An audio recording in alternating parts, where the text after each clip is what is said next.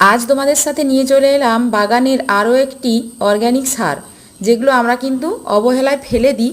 সেইগুলোকেই জমিয়ে জমিয়ে রাখলে কিন্তু একটা খুব সুন্দর সার তৈরি হবে এবং খুব কার্যকরী হবে। দেখতেই পাচ্ছ অনেকগুলো ডিমের খোসা নিয়ে চলে এসেছি। এগুলো কিন্তু আমি কাঁচা ডিমের খোসা, এমনকি সেদ্ধ ডিমের খোসা যে ছাড়াই, সেগুলো ভালো করে ধুয়ে শুকনো করে রেখেছি। এবার তোমরা বলবে অনেক নোংরা রয়েছে, এগুলো কিন্তু ধুলোবালি। আমি যেহেতু ধুয়ে রাখি, তাই জলসহ যদি প্লাস্টিকে মুড়িয়ে রাখি, তাহলে কিন্তু এটা পরবর্তীতে একটা গন্ধ করবে।